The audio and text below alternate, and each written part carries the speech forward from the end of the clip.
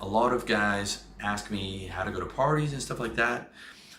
Again, I've got a ton of other tactics on controlling your fear that you're gonna be able to look at in this video series, but for specifically for just like social anxiety, specific situation is just number one, going to the party, saying yes and then going, okay?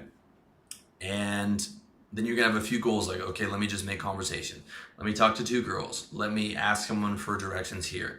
And you're not trying to do anything except like, okay, let me go for 2 or 3 hours and let me just make conversation with people. And that's it. That's what I'm gonna do. I'm just going to, and then maybe the next party you're like, let me go for 4 hours or whatever, okay?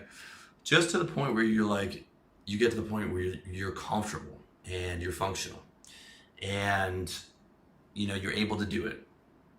That's the idea. Selective progressive desensitization on the specific things that you want to get handled, all right? That's number one. Number two is avoidance, okay? Cold calling, never liked doing it, did it anyways. Now I don't do it anymore, and I never will, God willing. It's not something that I wanted to do, and the second I stop getting paid for it, it's not something that I'm going to do, okay?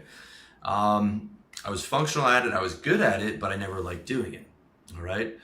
Picking up girls, okay? Now that's something I'll do when I'm in state, when I'm feeling good, but when I'm out of state, I won't do, okay? I don't feel like I have to approach every hot girl. I know I can talk to girls on the street.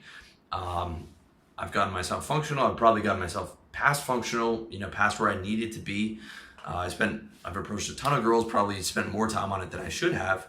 And I don't feel that approach compulsion. If you look at my article on approach anxiety, which I suggest you check out, or my approach anxiety video, how to approach like a boss, I only approach when I'm in state. Once it's a functional skill, you can just choose not to do it. Okay, once you have, if you have enough women in your life and you're able to get women consistently, you don't have to cold approach at all on the street. You don't have to do anything as long as you're getting the results that you want, okay? And this is an important thing to understand, because if you're a natural introvert, if you're really introverted naturally, there's a good chance you're never gonna be Mr. Social Superstar, okay? But I've seen introverted guys, my friend Phil Hawksworth, he's got a bunch of articles on his site, philhawksworth.com, on game for introverted guys. He's an introverted guy. I've seen him pick up a ton of girls. He doesn't talk loud, he doesn't spin them around or anything like that. He just mastered the skill, okay? And, introverted guys, you might not be the life of the party, but you can go to the party and have fun. And you don't have to be the life of the party. You're cool with not being the life of the party. You're cool with not being like super alpha. You're just there to have fun. And that's 100% cool as far as I'm concerned. However, if you don't like going to parties, don't go. You don't have to go to parties. If you don't have to live a life that other people think that you have to live to because some other guy's telling you to live that life, all right? I like going out with guys, good friends, okay? I'll go to parties with good friends, I'll go to the bar, but I don't like going to nightclubs. I never did. I can do it. I don't have much anxiety. When I'm in state, I have almost no anxiety, but I just don't like going to a nightclub with a bunch of sweaty, drunk retards. I never did. So I don't do that. You don't have to do anything. Also, I'm gonna be 35 this year, all right? There's no way I'm gonna be the old man in the club. And you don't have to do anything that you don't want to do, just as long as you're not using fear as an excuse to go without, okay? If you are able to get all your girls from online and you're satisfied with that, you don't have to do any cold approach ever.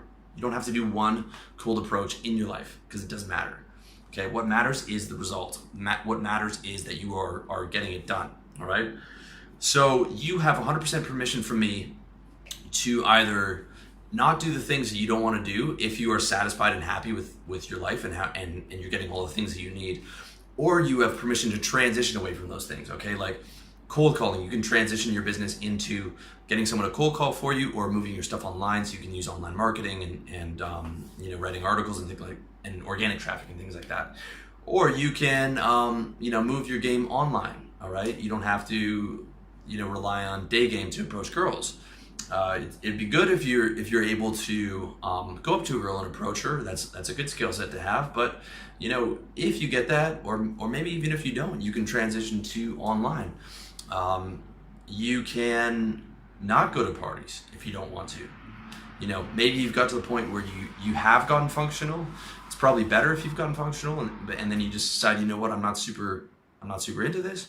But you can go out for like small groups of get-togethers with your boys, right? 3 or 4 guys that you're friends with, and go out with them and have a good time and have a few beers. That's mostly what I do anyways, okay? Because when you have work and your business and the gym and all that stuff, you're not gonna have a lot of time for all that shit anyways, okay? Unless you're really young and you're in college or whatever, you've got a lot of other focus. You gotta be up early the next day. You can't be going out to the nightclubs and getting fucked up and going out to all kinds of parties and stuff. You gotta be on your game if you wanna get ahead. So like, you've permission to just like avoid shit that you don't wanna do, as long as it's not negatively affecting your life, okay? If it's negatively affecting your life, then you have to go through that progressive desensitization period, all right? And like I said, I'm 50-50 extrovert introvert. When I'm in state, I'm pure extrovert. When I'm not in state, I'm an introvert. So like, you have to understand that like, that progressive desensitization will get you to a plateau, okay? It'll get you to a certain level. That's your baseline. And from all the girls that approached and all the fucking sales, cold calls and meetings and like pitching 65-year-old CEOs when I'm 27, my baseline is probably a fair bit higher than average, okay? However, there's a big fluctuation on that baseline. If I haven't, if I've been inside writing all day, like when I was writing my books, I would be inside writing all day. Sometimes like having not talked to someone for like 3 or 4 days. And I would go to the 7-Eleven and it's at night to get a snack and it's bright and I'm just like, how do I get out of here without interacting with anyone? I don't even want to look at this guy. I just want a vending machine and I can just press a button and be gone, right? Because I'm so out of state, I'm so in my own head, I'm so introverted that even going to that, is like, get me out of there, all right? So that's a situation where I'm not gonna approach a girl at all because I wouldn't enjoy it. And I don't need to in that state because I'm doing something that's beneficial for me. I don't need to pump my state because I don't have, the most beneficial thing for me at that time is to finish that book. Once I finish that book, I can go back to humanity and become a normal person again. But sitting there, isolating myself in the room was the best thing for me to do at that particular time. So I would take some of the loss there. But overall, I have a higher baseline for what I'm tolerant with. I do not have a lot of social anxiety. There were periods in my life when I did, but like I said, I blasted through a lot of that. I became probably more than functional, but it never goes away 100%, okay?